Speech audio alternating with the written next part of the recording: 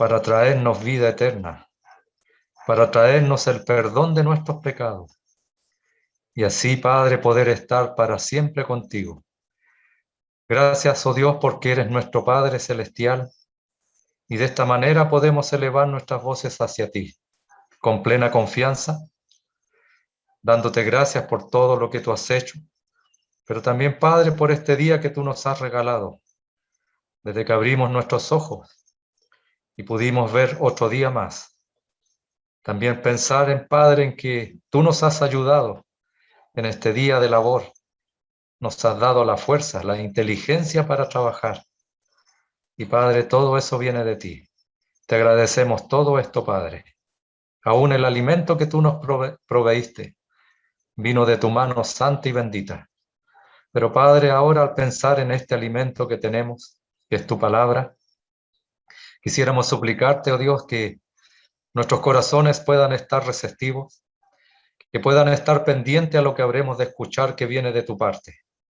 Padre, bendice a tu hermano, a tu hijo. Bendice a nuestro hermano que habrá de ministrar tu palabra, que sea tu Espíritu Santo que le guíe y que pueda hablar aquellas palabras que tanto necesitamos. Que tu palabra es un alimento también, un alimento espiritual que nuestras almas necesitan.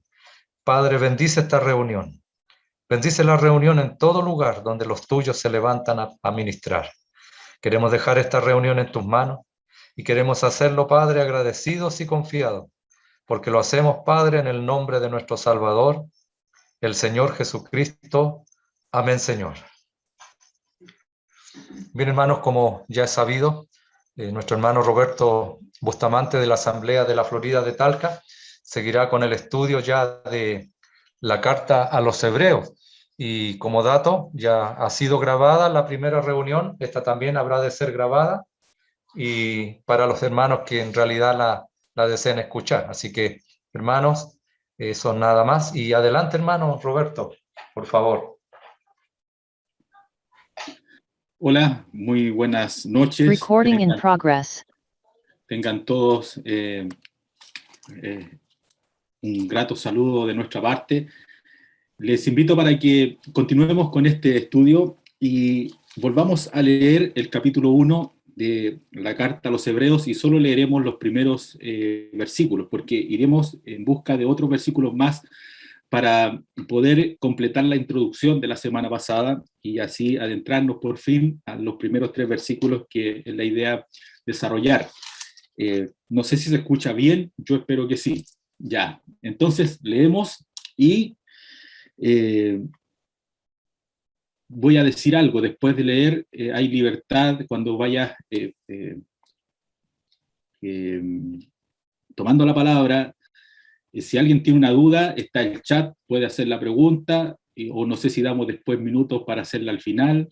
La idea es que esto sea un estudio que nos ayudemos y nos alimentemos mutuamente, tanto con las preguntas o incluso con los aportes de ustedes mismos. Veo ahí al tío Pedro, veo también, ¿no es cierto?, a nuestro hermano David, obviamente, está Rodrigo, y si alguna hermana también tiene alguna consulta, no hay problema en que la haga, porque obviamente es una reunión de estudios y la idea es que aprendamos y conozcamos de las Sagradas Escrituras. Vamos a leer entonces el capítulo 1, el verso 1 dice así: Dios, habiendo hablado muchas veces y de muchas maneras, en otro tiempo a los padres por los profetas, en estos postreros días nos ha hablado por el Hijo, a quien constituyó heredero de todo y por quien asimismo hizo el universo, el cual, siendo el resplandor de su gloria y la imagen misma de su sustancia, y quien sustenta todas las cosas con la palabra de su poder, habiendo efectuado la purificación de nuestros pecados por medio de sí mismo, se sentó a la diestra de la majestad en las alturas, hecho tanto superior a los ángeles, cuanto heredó más excelente nombre que ellos. Que el Señor bendiga su palabra. Bueno, siguiendo con la introducción de la semana pasada, y esperando ser lo más claro posible, y no hay problema en que alguien pueda hacer alguna consulta, esperamos que esto sea lo más retroalimentativo posible para que nos ayudemos al conocimiento y nos incentivemos al conocimiento de la palabra del Señor en forma mutua. Aquí voy a compartir algo, a ver si se logra compartir esta pantalla. Creo que se ve por ahí. Ya. Bueno, antes de leer esto que tengo acá, algunos antecedentes de las que vimos la semana pasada, ¿no es cierto?, acerca de la carta a los hebreos. La carta a los hebreos es una carta en donde nos va a mostrar al Señor que es superior en todo. Yo subtitulé esto como el Señor Jesucristo en la carta a los hebreos. Podría haber puesto Cristo superior en todo y Cristo suficiente.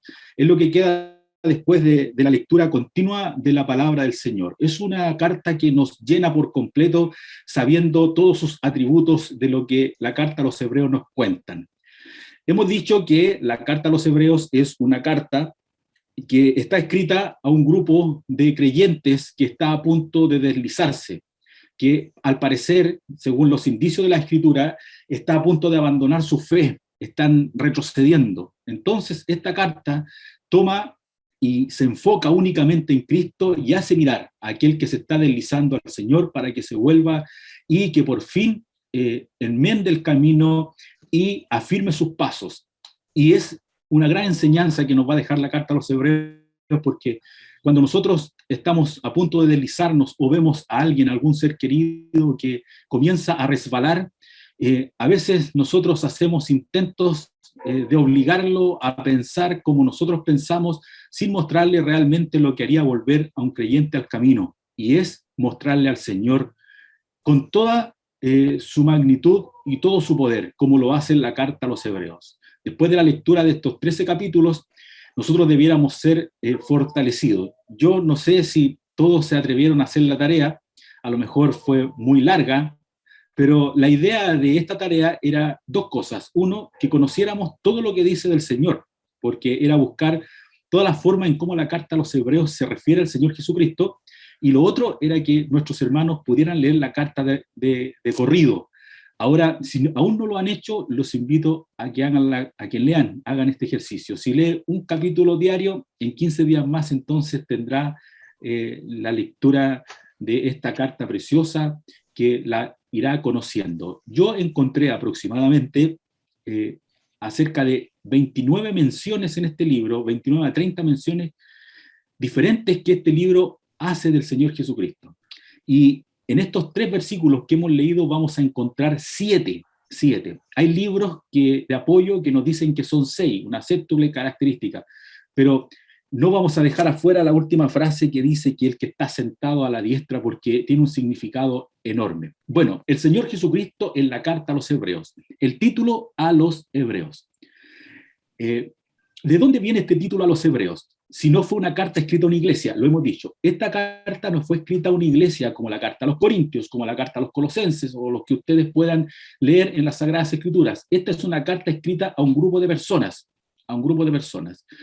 ¿De dónde se deduce entonces el nombre a los hebreos? Por lo que dice la carta. Después de leer la carta, los eruditos acordaron que el mejor título para esta carta era a los hebreos. Esa es la razón. Si nosotros la comparamos con la carta a los Corintios, claramente no hay duda de que esa carta fue escrita a los Corintios. El apóstol Pablo dice, hay saludos al principio, hay saludos al final, y en todas las cartas. Pero en la carta a los hebreos, si usted lee conmigo, no hay saludos al principio. Y eso nos va a llevar a otra cosa. Nos va a llevar a pensar su clasificación como epístola. Si nosotros vamos al capítulo 13, el verso 22, si nosotros vamos al capítulo 13, el versículo 22, yo lo voy a leer, dice: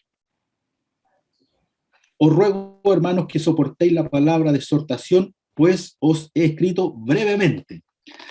¿Por qué? Porque tendríamos que decir que entonces esta clasificación de epístola está marcada por lo que sale casi al final, los saludos del final, pero no tiene saludos al principio, y lo que está dicho en el verso 22 es que es una palabra de exhortación. Por eso es muy diferente cuando leemos una carta, y vuelvo a tomar la carta a los Corintios, es muy diferente a leerla a la carta a los hebreos, porque es una exhortación la carta a los hebreos, va de corrido, mostrándonos a Cristo y va alimentando al alma sedienta. Correcciones, sí, más personales a grupos, más que asamblea, porque obviamente no está escrita a una asamblea. Sin embargo, ha sido clasificada como una epístola, pero no debe olvidar que hay características de una epístola que esta carta no tiene, no tiene. Eso no quita nada en nosotros, porque estamos hablando de una clasificación de eruditos, que después de que estudian la carta, la clasifican. Pero es bueno que nosotros, por eso era necesario leer toda la carta, para que todos pensáramos una misma cosa.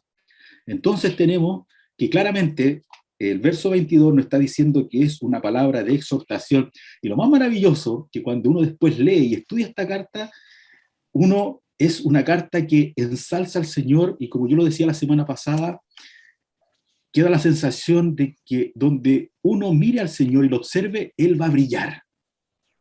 Y lo que dice el escritor aquí, dice, os he escrito brevemente. Y yo a veces me pregunto, ¿y qué hubiera sido si el escritor hubiera escrito largamente?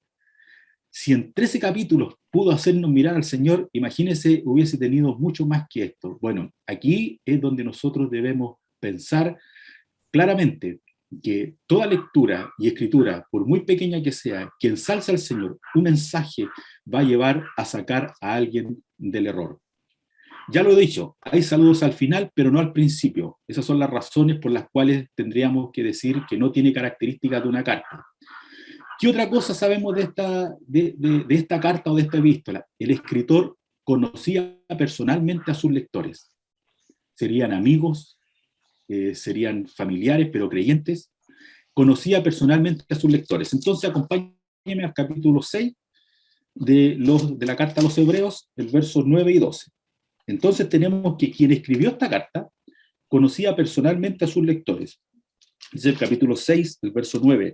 Pero en cuanto a vosotros, oh amados, estamos persuadidos de cosas mejores y que pertenecen a la salvación, aunque hablamos así, porque Dios no es injusto para olvidar vuestra obra y el trabajo de amor que habéis mostrado hacia su nombre, habiendo servido a los santos y sirviéndoles aún. Pero deseamos que cada uno de vosotros muestre la misma solicitud hasta el fin, para plena certeza de la esperanza, a fin de que no os hagáis perezosos, sino imitadores de aquellos que por la fe y la paciencia heredan las promesas. Sus palabras desde el verso 9 al verso 12 nos clarifican que él sabía a quién estaba escribiendo. Al parecer había estado con ellos. Y hay otro dato muy importante, porque ellos van a tener un amigo en común. El escritor con estas personas a quienes les escribe, hay un amigo en común. ¿Qué otra frase, qué otro versículo? El capítulo 10, el verso 32. El capítulo 10, el verso 32. Dice, pero traed a la memoria los días pasados en los cuales, después de haber sido iluminados, obtuvisteis gran combate de padecimientos, por una parte ciertamente con vituperios y tribulaciones, y fuisteis hechos espectáculos, y por otra llegasteis a ser compañeros de los que estaban en una situación semejante. Porque de los presos también os compadecisteis, y el despojo de vuestros bienes sufristeis con gozo, sabiendo que tenéis en vosotros una mejor y perdurable herencia en los cielos. Sus palabras claramente les conoce la vida, y aquí es esencial, es esencial. Este escritor, que ya lo vamos a volver a reiterar porque no está su nombre, es un escrito guiado por el Espíritu Santo y está apelando a el recuerdo precioso de lo que ellos habían vivido en Cristo para no retroceder. No olvide que esta carta está escrita a personas que están a punto de deslizarse y algunos que ya se han deslizado, pero el Espíritu Santo de esta forma está atrayendo para que se vuelvan al Señor, y esto es una gran lección para nosotros. Yo lo he dicho al principio, lo conversaba con mi padre el otro día. ¿Qué es lo que hace volver a un hermano, a una hermana al camino del Señor? Lo hace volver, como él me decía, un garrotazo. Y uno piensa, y cuando lee la carta a los Hebreos, a todo lo que apela para poder abrir el pensamiento. Lo va a decir esta misma carta, ese versículo tan conocido y que usamos tantas veces. La palabra del Señor es viva y eficaz y más cortante que toda espada de dos filos. Es el amor y la gracia que el Señor pone para tomar cada acción, cada acto, que con gracia y con amabilidad haga volver a un hermano. Y mire lo que hace, le recuerda todo lo que han sufrido. Parece que ellos ya se habían olvidado de todos estos sufrimientos por Cristo. Y no, ya ha pasado. Y les trae a la memoria todo lo que han sostenido por el Señor, todo lo que han soportado por su Salvador. ¿Cómo iban a deslizarse ahora? Y a lo mejor aquí hay algún amigo, hay algún hermano que, como decimos a veces, vive de las glorias pasadas, pero si es necesario traer esas glorias pasadas para que se sacuda el polvo que ha acumulado en el camino lejos del Señor, que todo lo que ha pasado atrás, cuando estaba en comunión con Él, no sea en vano, sino que recuerde todo lo que hacía y vuelva hacia el Señor, su palabra. ¿Y cómo lo hace el Espíritu Santo? Como yo he titulado este mensaje, el Señor Jesucristo en la carta a los Hebreos. Él es todo, Él lo llena. No hay nada que a nosotros no va a hacer volver sino la persona de Cristo y poner nuestros ojos en Jesús, como lo va a decir la carta en cada momento, en cada instante que nosotros la leemos. Y otro capítulo más, otro versículo más, el capítulo 13 y el verso 7, ahí hay otro. Acordaos de vuestros pastores que os hablaron la palabra de Dios. Eran hermanos que habían sido educados, si podemos usar esta palabra, eran hermanos que habían estudiado las Sagradas Escrituras, que habían estado cerca de hombres fieles y se estaban deslizando. ¿Qué actual es esta carta para nosotros? ¿Qué actual es? No es lo que estamos viviendo el día de hoy, pero dice, y ahora apunta, acordados de vuestros pastores que os hablaron la palabra de Dios, considerar cuál haya sido el resultado de su conducta e imitad su fe. Si hay alguno que encuentra que está perdiendo el tiempo y que parece que nada ha valido, uno tiene que echar la memoria atrás. Yo soy un privilegiado que alcancé a conocer a aquellos hombres de Dios siendo un niño, tal vez 10, 11, 12, 13, 14 años, la última vez que los vi, y uno ve los resultados, y uno ahí encuentra tanto valor en este pasaje. Dice, acordaos de vuestros pastores que os hablaron la palabra de Dios, considerad cuál haya sido el resultado de su conducta. Y uno analiza, todos tenemos la capacidad de analizar. Y cuando encontramos buenos resultados, entonces quien escribe, el Espíritu Santo, dice, imiten su fe, imiten su fe. Apela a todo con tal de que los hermanos se mantengan firmes en su decisión sin fluctuar. Yo quiero hacer un llamado a todos mis hermanos. Esta es la manera como nosotros realmente hacemos que nuestros amigos, hermanos, entrañables, compañeros, como lo va a decir en el capítulo 3, vuelvan al camino del Señor, o los hacemos entrar por la ventana. ¿Ha considerado eso? Entrar por la ventana, con un cúmulo de cosas en contra, pero hagámoslo entrar igual, porque a mí me parece que podría ser, no es lo que la Escritura dice, hacemos un daño.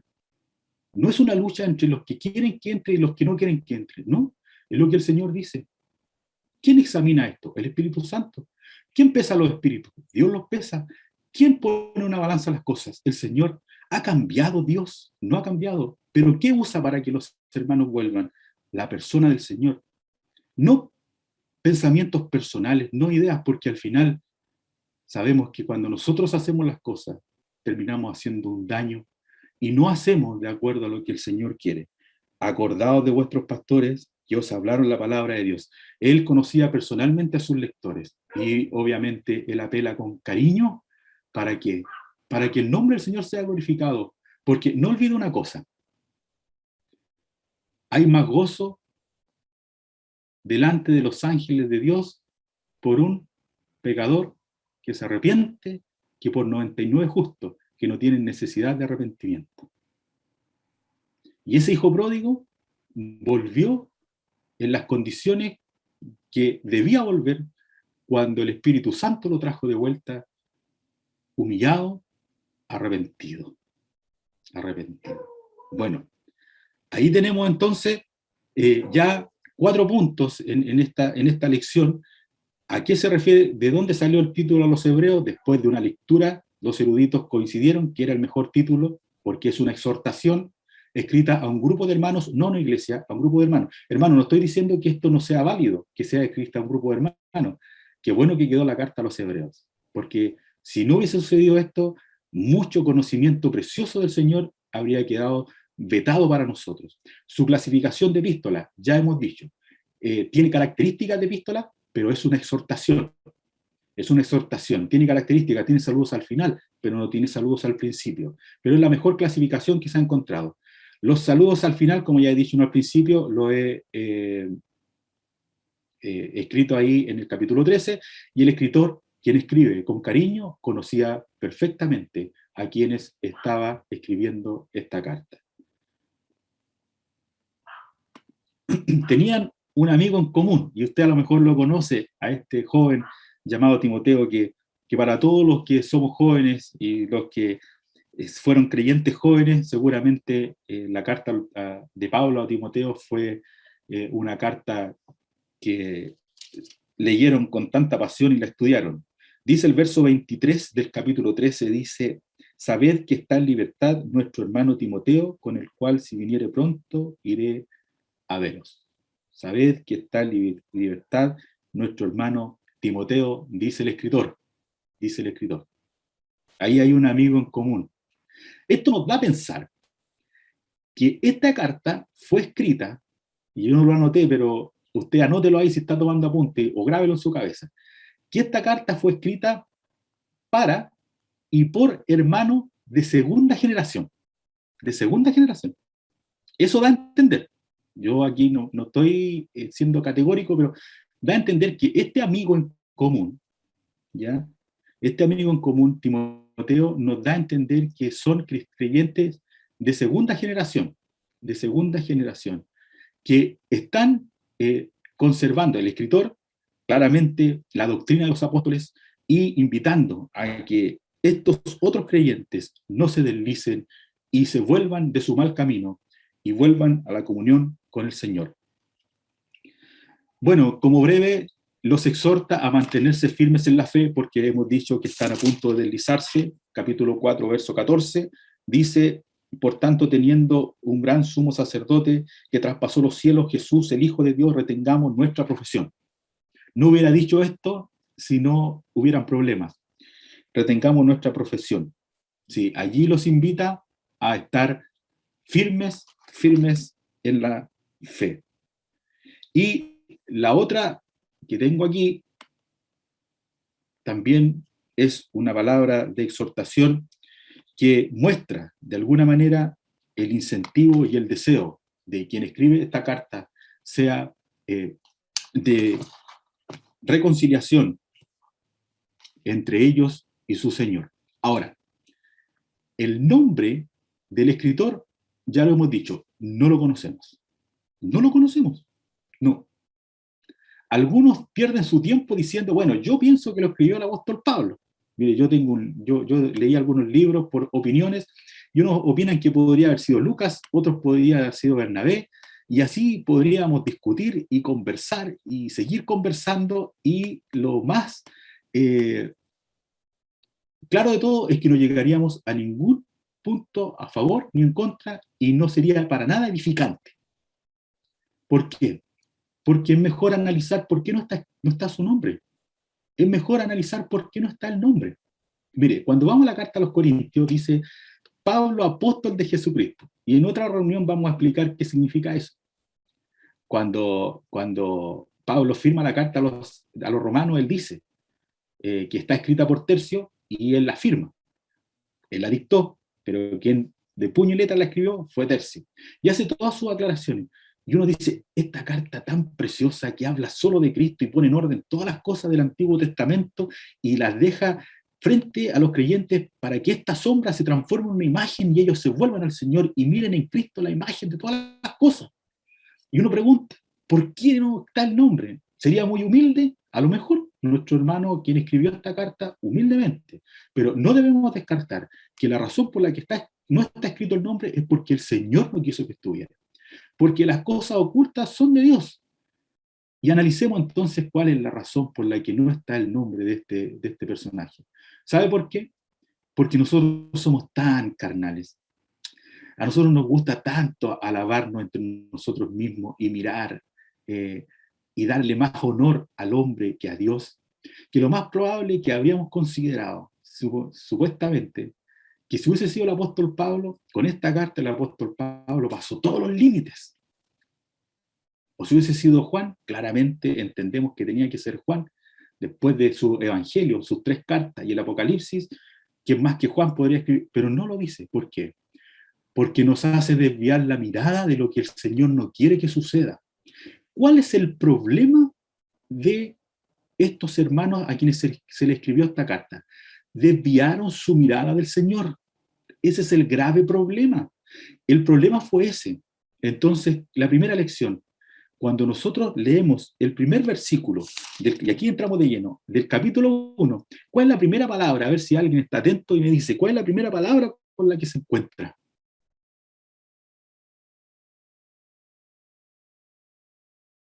Puede abrir su micrófono, quien sea, y decirme, ¿cuál es la primera palabra con la que se encuentra el primer versículo de esta carta? Dios. Dios. Dios. Y si usted va a la carta a los Corintios, ¿qué va a aparecer? Pablo. Y está bien, él defiende su apostolado. Pero, ¿cuál es la razón por la que no está escrito? Porque el Señor quiere que pensemos en Dios. Aquí hay un problema grave. Los hermanos se están deslizando. ¿Cómo los vamos a hacer volver? Nosotros no podemos. El Espíritu Santo lo hace a la mejor manera posible, a la única. Les hace mirar a Dios. Y en el mismo versículo, y en el versículo siguiente, perdón, los hace mirar al Hijo. Miren, el Espíritu Santo hace mirar a los hombres creyentes que se están deslizando y a los que están firmes en su fe, a Dios.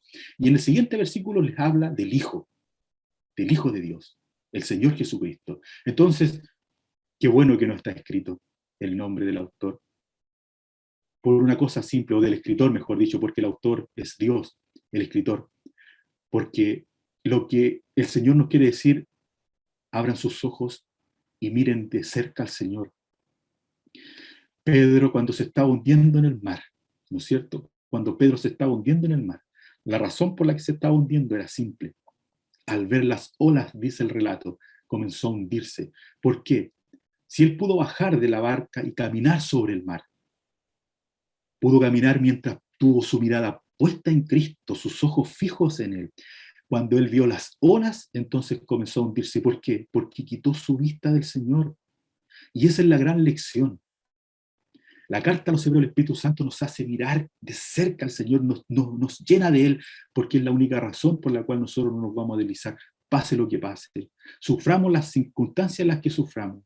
Los problemas que tengamos no van a importar porque nuestra mirada está puesta en Cristo. Es lo que dice. Capítulo 12. Puesto los ojos en Jesús. Capítulo 3. Considerad al apóstol y gran sumo sacerdote. Contemplemos a Cristo, al autor y consumador de la fe, y empieza a decirnos siempre la mirada puesta en el Señor. Cantamos en un himno, siempre mirad a Cristo, con Jesús andad en la luz, siempre mirad a Cristo. Amigo, hermano, querido, esa es la razón por la cual nosotros nos deslizamos, porque nuestra mirada se desenfoca del Salvador, se desenfoca de quien nos rescató y nos perdonó. Hay muchas olas, muchas atracciones que nos hacen desviarnos, pero ¿cuál es el resultado final? Un rotundo fracaso espiritual. Un rotundo fracaso espiritual. En esta vida, para nosotros es muy fácil simular que somos buenos creyentes. Es muy fácil simular que somos buenos creyentes. Muchas veces actuamos como un vehículo que se mueve por la inercia. Aquí nosotros en Talca tenemos el cerro llamado el Cerro de la Virgen. Si usted sube el cerro en vehículo y después lo baja, obviamente del mismo vehículo, y no tiene para qué acelerar, solamente con el movimiento del auto, entonces uno baja. De hecho, lo más probable es que si esta línea fuera recta, podría incluso apagar el motor y aprovechar, y uno diría, mire la fuerza de ese vehículo, cómo baja, pero en realidad ese vehículo está descendiendo por la inercia, no por la fuerza interior del motor, porque el motor viene apagado, es por la inercia. Y nosotros podríamos pensar lo mismo. Y muchas veces nuestra vida se manifiesta así. Hoy lo hace tan bien. Se porta tan bien. Y la verdad es que a veces nuestra vida es una costumbre y nosotros ni contemplamos ni miramos de cerca al Señor. Y esa es la razón por la que de repente, cuando alguien se desliza y cae profundamente, uno se pregunta, ¿y en qué momento sucedió eso?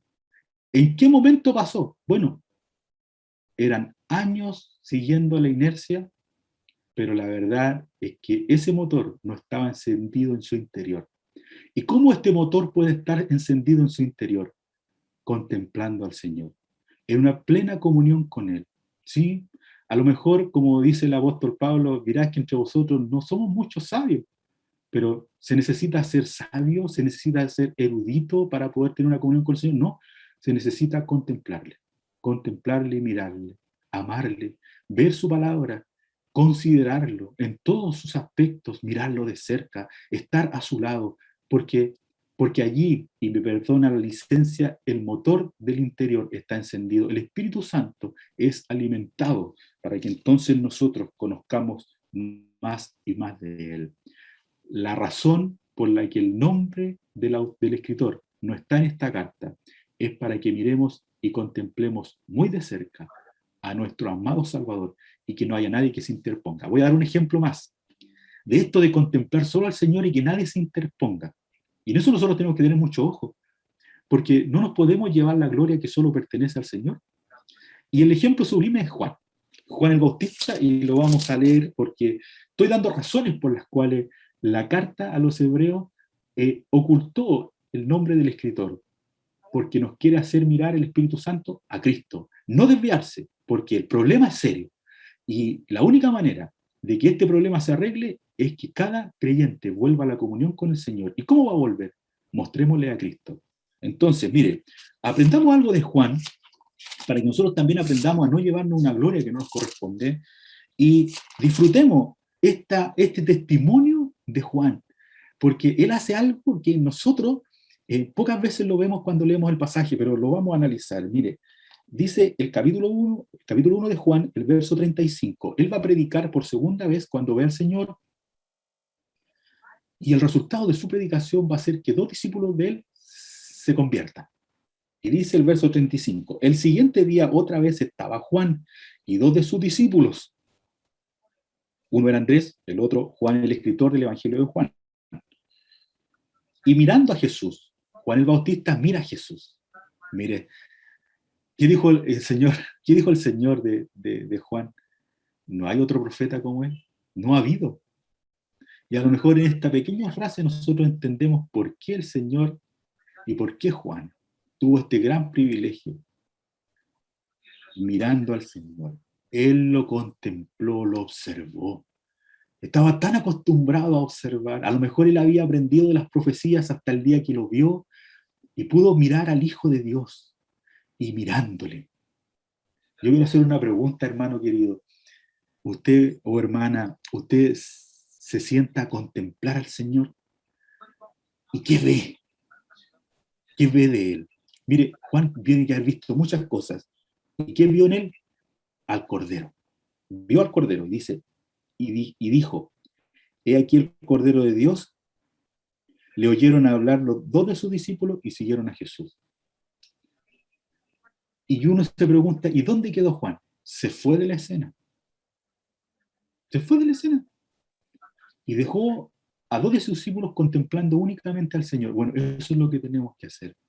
Si usted me pregunta cuál es el mejor mensaje que puede dar un hermano o una hermana, es cuando ese hermano con cariño y con la verdad de la Escritura, porque el cariño no es símbolo de pasar por alto el pecado, no es así. Pero cuando ese hermano o hermana logra que su hermano que está a punto de deslizarse se quede contemplando al Señor. Allí la solución está entre el Señor y el hermano que está a punto de deslizarse. ¿Y qué hizo Juan? Los hizo mirar. Bueno, mire, esto es lo que yo veo en el Señor. Es el Cordero de Dios. Y ellos giraron. Y ellos miraron y Juan desapareció de la escena. Y ellos se quedaron contemplando a su Señor. Y dice que estuvieron con él toda la noche. Y como resultado se convirtieron. Y como resultado Andrés trajo a su hermano Pedro. Y allí está.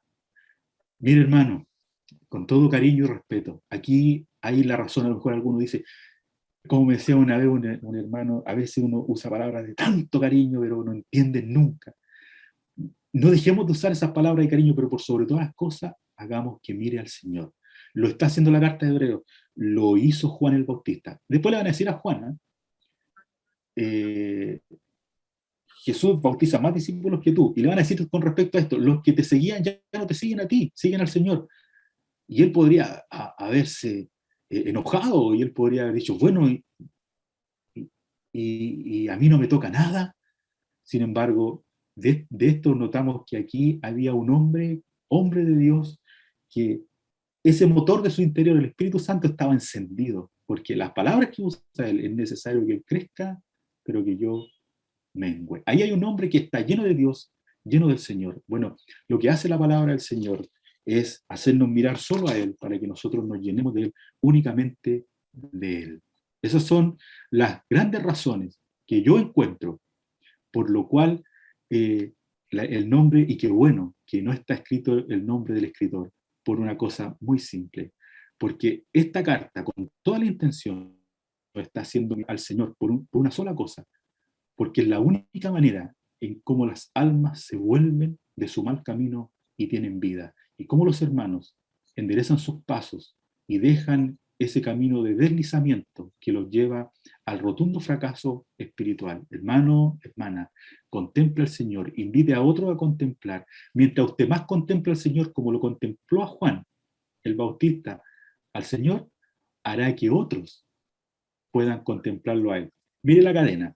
Juan el Bautista contempló al Señor, Él estaba lleno de Él, y predicó, y habló de Él, y llevó a la presencia del Señor a dos, al discípulo Juan y a Andrés.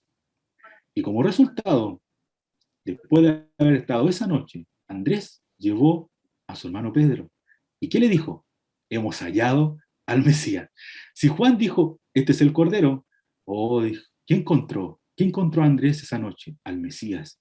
Y ese Mesías debía ser, tener un encuentro personal con su hermano Pedro. Y así entonces, mostrando al Señor, hablando de Él, entonces nosotros nos volvemos a Él, porque es lo único que nos llena, es lo único que por fin rebosa nuestros corazones, para que nuestros corazones estén llenos, confiados en esta esperanza viva, que un día a nuestro amado Salvador le podremos mirar y le podremos contemplar. Bueno, ya son 8:45 y yo he terminado la introducción, pero quiero que veamos algunos detalles del capítulo 1, versos 1, 2 y 3, porque en estos detalles nos vamos a fundar 15 días más para analizar cada una de estas afirmaciones, porque no olvide, la carta a los hebreos nos está haciendo mirar al Señor de cerca en toda su magnitud. Entonces, vamos, dice, yo tengo aquí detallé algunas palabras que me parecían importantes, y usted a lo mejor las podrá subrayar. La primera palabra que subrayé es profeta, porque hay que hacer una diferencia entre profeta y el hijo, ¿ya? Entre profeta y el hijo. Dice, Dios habiendo hablado muchas veces y de muchas maneras en otro tiempo a los padres por los profetas, esa historia nosotros la sabemos, en estos postreros días nos ha hablado por el hijo. Y aquí vamos a entrar en 15 días más en una preciosa verdad. Sí, nosotros sabemos. Antiguamente el Señor, como me preguntó una hermana, ¿eran representantes del Señor? Sí, porque lo va a decir en el capítulo 3. Moisés era el representante del Señor para el pueblo y era un profeta. Y aquí eso es lo que tenemos.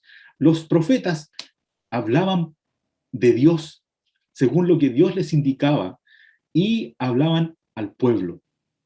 Bueno, dice la Escritura que el Señor siempre se quiso revelar a la humanidad y siempre Él, de su corazón, la iniciativa fue de Él de tener comunión con nosotros. Lo hizo en el jardín del Edén. Él sale a buscar a Adán y a través de los tiempos, a través de los profetas. ¿Y qué nos dice la Escritura? Dios habiendo hablado muchas veces y de muchas maneras en otro tiempo a los padres por los profetas, hombres comunes y corrientes como Moisés, como Elías, sujeto a debilidades. Y así nosotros podríamos seguir, Eliseo y todos los profetas que vinieron o que fueron antes de nosotros. Dios habló por medio de ellos para que el mundo conociera de quién es Dios. Pero ¿qué dice? En este último tiempo nos ha hablado por el Hijo. Y uno tendría que pensar que entonces el Hijo también es una representación de Dios. Él también representa a Dios. Pero aquí es donde está el gran detalle. Es más que eso. No es solo la representación, sino la manifestación de Dios. Porque lo que quiere decir este versículo es que si antes habló por personas comunes y corrientes, de carne y hueso, pecadores débiles, ¿ya? Que murieron, están en la presencia del Señor, pero murieron, en estos postreros días, no es un simple representante el que nos ha hablado, es Dios mismo a través del Hijo, es decir, Dios se humanó, Dios descendió del cielo, o sea, ya no hay más profetas débiles. ¿Qué dijo el Señor? Él mismo, Dios el Hijo, viene para tener contacto con la humanidad, y esto es simplemente sublime y precioso. Lo que estamos viendo en el verso 1 y 2 es que el Hijo de Dios, siendo Dios mismo, la divinidad y la deidad, se acercó a nosotros y vino a este mundo. Y en el mundo estaba, como dice Juan, pero el mundo no le conoció. Allí está. Lo que nos está diciendo es que si antes habló por personas comunes y corrientes, ya no más. Ahora el mismo Dios eterno bajó del cielo para tener contacto con la humanidad. Y esto es precioso. Sí, Él bajó exclusivamente para tener contacto con el hombre, para conocerle y para que a través de su Hijo nosotros conociéramos al Padre. Estoy dando solo detalles. Y da, según algunos escritores, 6 características. Yo voy a decir que da 7. Aquí las tengo anotadas. ¿A quién constituyó heredero de todo? Entonces, en Cristo, la primera característica que nos da la carta a los hebreos es que es el heredero de todo. Lo vamos a analizar en 15 días más. Porque él asimismo hizo el universo, el creador de todo. Ya tenemos el heredero de todo y el creador de todo. El cual dice, siendo el resplandor de su gloria. Ahora tenemos que es el resplandor de la gloria de Dios. La imagen de su sustancia, la imagen del Dios invisible. También lo veremos. El sustentador de todas las cosas, quien sustenta todas las cosas con la palabra de su poder. El purificador de nuestros pecados. Y el que se sentó a la diestra de la majestad de las alturas. Algunos escritores no incluyen esto como una característica, pero pensemos un poco más. El que se sentó a la diestra. ¿Y quién no si el que se sentó a la diestra es el gran sumo sacerdote, el que está a la diestra intercediendo, es el intercesor y es el mediador? Ahí tenemos en el que se sentó a la diestra, el intercesor y el mediador. 7 características, número perfecto, para que contemplemos al Señor, el heredero de todo, el creador de todas las cosas, el resplandor de la gloria de Dios, la imagen de Dios, el sustentador de todas las cosas, el purificador de nuestros pecados, el intercesor y el mediador. No los voy a separar, el intercesor y el mediador. Para nosotros los creyentes, el intercesor, para aquel pecador perdido, el mediador también. Aquel que puede poner en contacto dos partes que están opuestas, que están contrarias, el mediador. Alguien que puede mediar y lograr reconciliar dos partes. Y si aquí hay alguno que está enemistado con Dios, el que se sentó a la diestra es un mediador que puede poner a través de la cruz en reconciliación dos partes que están opuestas, usted y la persona de Cristo. Entonces, tenemos 7 características. Quiero decir algo con respecto, porque no puedo evitar predicar el Evangelio. Y uno donde va, versículo que encuentra, lo llena de gozo. Es como lo que dice Juan, el Cordero de Dios. Pero miren, habiendo efectuado la purificación de nuestros pecados por medio de sí mismo, se sentó a la diestra. Y con esto voy a terminar. En estas 2 últimas frases, el que purificó nuestros pecados y se sentó, está el Evangelio. Está el Evangelio aquí. No está oculto, está pero en todo su resplandor. Para purificar nuestros pecados el Señor tuvo que morir. Y para vencer la muerte el Señor tuvo que resucitar. Bueno, dice, y aquí no dice que resucitó, sí dice que resucitó, porque dice que se sentó a la diestra de la majestad de las alturas. Y para hacer eso, el Señor tuvo que levantarse de los muertos. Y acá tenemos el Evangelio. ¿Qué nos dice 1 Corintios? Cristo murió por nuestros pecados, fue sepultado y resucitó conforme a las Escrituras. Este es el Evangelio de fe que nosotros predicamos. Cristo murió, fue sepultado y resucitó. Y está aquí en la carta a los Hebreos, en los primeros 3 versículos. Vemos al Señor en toda su magnitud y como broche de oro nos dice que Él murió y que Él resucitó para que contemplemos a este Dios que se humanó en el verso 2, que dice que descendió para hablarnos a nosotros, y a finales del verso 3 nos dice que este Dios que se humanó siendo hijo, murió y resucitó. ¡Qué maravilla! ¿A quién más vamos a contemplar? Solo a Cristo. El que descendió del cielo en el verso 2, siendo Dios mismo y nunca dejó de ser Dios, y el que en el verso 3, siendo el sustentador de todas las cosas y siendo la imagen de Dios, murió en la cruz y se levantó de los muertos triunfante y se sentó a la diestra cual mediador y cual intercesor. Bueno, que el Señor bendiga su palabra. Muchas gracias por su atención. Adelante, hermano.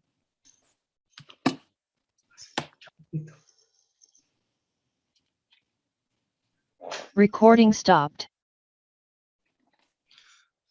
Vamos a orar para terminar.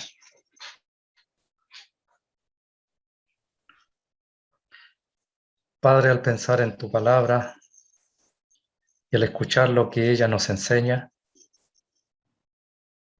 Padre, cuán favorecidos somos de que tú hayas dejado este libro para cada uno de los tuyos.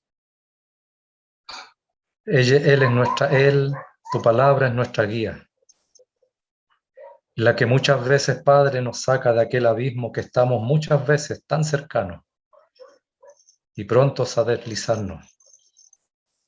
Es tu palabra que nos muestra a tu bendito Hijo.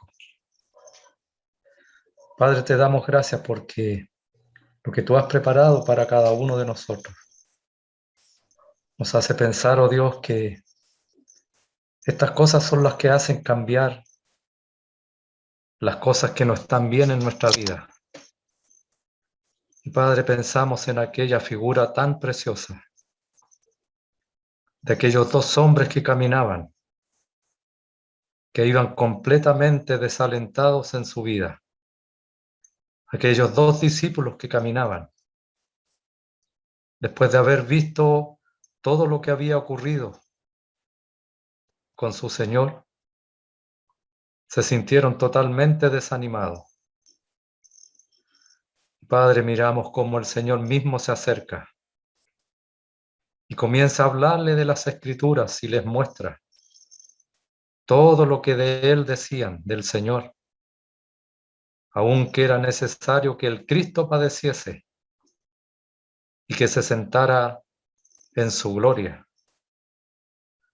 Padre, ellos pudieron mirarle a Él cuando Él desapareció. Y Padre, el tremendo cambio que sucedió en ellos cuando pudieron decir, y se decían el uno al otro, ¿no ardía nuestro corazón en nosotros mientras nos hablaba en el camino y cuando nos abría las Escrituras? Padre, qué tremenda verdad es esta. Cuánto necesitamos mirar las Escrituras y ver a tu Hijo. Él trae consuelo. Él trae muchas veces también reprensión, pero es para nuestro bien. Padre, te agradecemos esto.